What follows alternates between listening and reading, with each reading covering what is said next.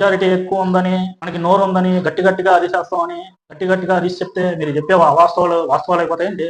అలాగైతే నిక్కచ్చిగా నిజాలు మీకన్నా గట్టిగా అరిచి చెప్పేవాళ్ళు చాలా మంది ఉన్నారు. అంతెందుకు నోరున్న ప్రతి ఒక్కడు అరవగలడు. ఇంకో మాట అన్నారు, నువ్వు ఇంట్లో ఎలాగైనా ఉండు, బయటకు వచ్చినప్పుడు మాత్రం పద్ధతిగా ఉండు.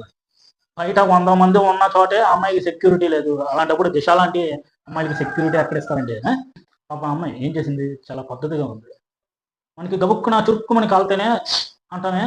హాయ్ అండి, నా పేరు వాసు. 2 రోజులుగా శివాజీ గారు మాట్లాడిన విషయాల మీద న్యూస్ ఛానల్లో డిబేట్స్ జరుగుతున్నాయి.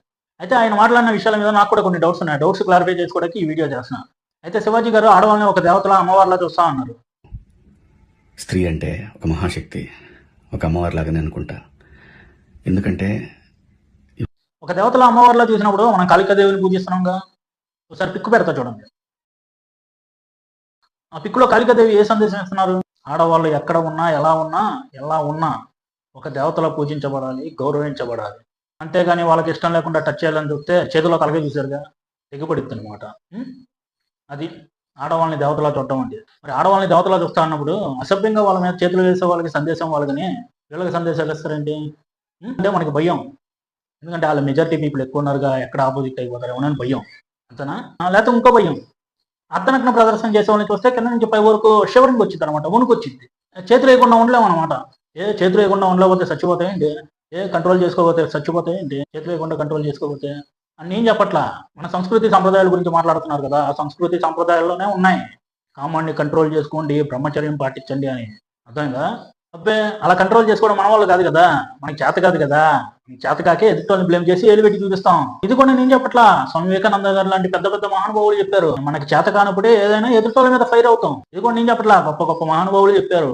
మనకి బ్రహ్మచర్యం పాటించడం చేత కాదు, మన వాళ్ళకి పద్ధతిగా ఉండండిరా అని చెప్పడం చేత కాదు, వాళ్ళని కంట్రోల్లో పెట్టడం చేత కాదు, ఇవన్నీ చేయడం చేత కాదు. కానీ పైకి సంస్కృతి సాంప్రదాయాలు పాటించండి అని మాత్రం చెప్పేస్తాం. ఎందుకంటే చెప్పడం చాలా ఈజీగా, చేయడం కష్టం.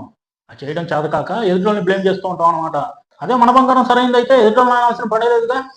అబ్బే, మన బంగారం కంట్రోల్లో ఉండదు కదా, ఏదో పిచ్చి పని చేసింది కదా. అలాంటి వాళ్ళని సపోర్ట్ చేయడానికి మెజార్టీ పీపుల్ ఎక్కువ ఉన్నారు కాబట్టి న్యూస్ ఛానల్లోకి వచ్చి డిబేట్లు పెట్టి వాళ్ళ తరపున గట్టిగా అరిసి మాట్లాడతారు అనమాట. ఎందుకంటే మెజార్టీ పీపుల్ ఎక్కువ ఉన్నారు కదా, ఎప్పుడైనా మనకి సపోర్ట్గా వస్తారని. అంతేనా? నేను ఒక మహిళ మాట్లాడారు న్యూస్ ఛానల్ ఎస్కేపిజం గురించి. దీన్ని మేడం, ఎస్కేపిజం అనేది మన వాళ్ళని కంట్రోల్లో పెట్టుకోవడం చేత కాక ఎదుటి వాళ్ళని బ్లేమ్ చేస్తూ ఉంటాం అనమాట. దీన్ని అసలైన ఎస్కేపిజం అనేది. మనకి చేత కాదు, ఎదుటి మీద పడిపోయి గట్టిగా అరిచేసి న్యూస్ ఛానల్లో డిబేట్లు పెట్టేస్తూ ఉంటాం. మెజారిటీ ఎక్కువ ఉందని, మనకి నోరు ఉందని గట్టిగా అరిచేస్తామని, గట్టిగా అరిచి చెప్తే మీరు చెప్పే వాస్తవాలు అయిపోతాయండి. అలాగైతే నిక్కచ్చిగా నిజాలు మీకన్నా గట్టిగా అరిచి చెప్పేవాళ్ళు చాలా మంది ఉన్నారు. నిక్కచ్చి నిజాలు గట్టిగా అరిచి చెప్పి అవును ఇది కరెక్టే అని అందరి చేత అనిపించగలిగే వాళ్ళు చాలా మంది ఉన్నారు. అంతెందుకు నోరున్న ప్రతి ఒక్కడు అరవగలడు. మీరు అనొచ్చు, కానీ సంస్కృతి సాంప్రదాయాలను ఆడవాళ్ళు పాటించట్లేదు కదా, ఇలాంటి బట్టలు వేసుకొని తిరుగుతున్నారు కదా అని. ఆడవాళ్ళు పాటిస్తారు సంస్కృతి సాంప్రదాయాలు. వాళ్ళు అలాంటి బట్టలు వేసుకొని తిరిగినా ఎదురుగా అర్ధనగ్న ప్రదర్శన చేసే మగవాళ్ళు ఉన్నా వాళ్ళని చూసి చూడకుండా వెళ్ళిపోతారు, లేదా పక్క నుంచి నవ్వుకుంటూ వెళ్ళిపోతారు. అంతేగాని కామెంట్ చేయరు, చేతులు వేయరు. వాళ్ళు కరెక్ట్గా సంస్కృతి సంప్రదాయాలు పాటించే వాళ్ళు కాబట్టి కంట్రోల్ చేసుకుంటారు, బ్రహ్మచర్యాన్ని పాటిస్తారు. అది ఇప్పుడు చెప్పండి, ఎవరో సంస్కృతి సంప్రదాయాన్ని కరెక్ట్గా పాటిస్తుంది?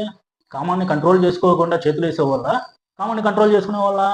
మనకి సంస్కృతి సాంప్రదాయాలు పాటించడం చేత కాదు, ఓన్లీ మాటల్లోనే చెప్తాం. అలా పాటించడం చేత కాకే సంస్కృతి సాంప్రదాయాలను పాటించే వాళ్ళ మీద మళ్ళీ పాటించండి అని చెప్తాం. ఇది ఎక్కడ కామెడీ నాకు అర్థం అవట్లా.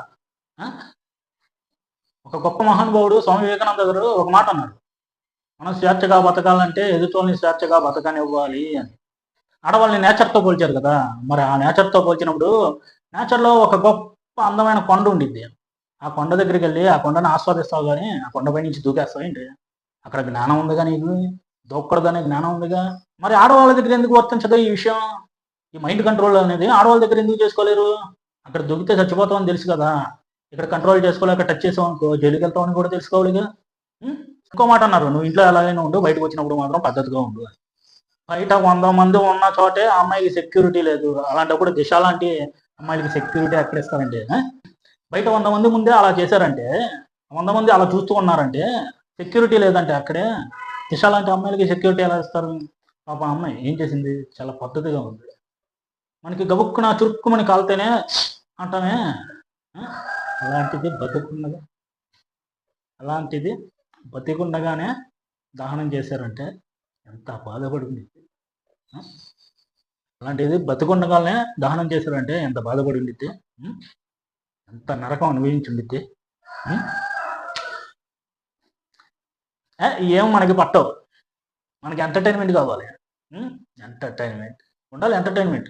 కానీ ఎంతవరకు పక్కన జనాల్ని కూడా పట్టించుకోవాలి. ఉం?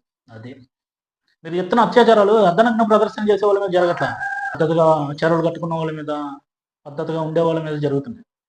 మరి వాటి మీద ఏ డిబేట్లో పెడతారు? వాటి గురించి ఏ క్లారిఫై ఇస్తారు? వాటి గురించి ఏ క్లారిటీ ఇస్తారు?